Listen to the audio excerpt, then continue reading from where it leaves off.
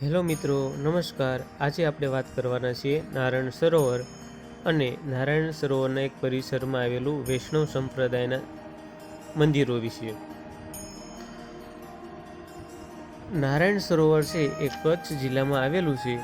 એવું કહેવાય છે કે આ સરોવર ભગવાન વિષ્ણુ સાથે જોડાયેલ છે। એક પૌરાણિક કથા અનુસાર આપણી પવિત્ર નદી એવી સરસ્વતી નદી છે એ આ નારાયણ સરોવરને મળતી હતી અને આ સરોવરને પોતાના પાણી વડે ભરી દેતી હતી। તેથી જ આ સ્થળને એટલે કે આ સરોવરને હિન્દુઓ માટે પવિત્ર ગણવામાં આવે છે। આપણે જે અત્યારે વિડીયો ઉતારી રહ્યા છીએ તે બસની બારીઓમાંથી ઉતાર્યો છે અને આપણે આગળ છે એ કોટેશ્વર મહાદેવનું મંદિર છે એ આવશે। ત્યાંથી આપણને જે પાકિસ્તાનની બોર્ડર છે એ દેખાય છે।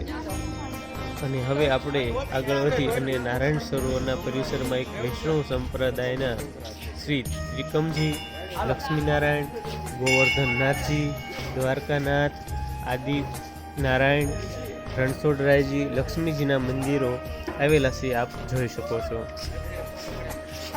એનું જે ટાઈમ ટેબલ છે એ પ્રમાણે આ છે મંદિરો ખુલતા હોય છે, એટલે સવાર અને સાંજના સમયે આ મંદિર છે એ ખુલ્લા હોય છે, બપોરના સમયે છે એ બંધ હોય છે। હારજી જે વિદ્યાર્થીઓ છે એ પ્રવાસમાં આવેલા છે અને તમે જોઈ શકો છો મોજ માણી રહ્યા છે।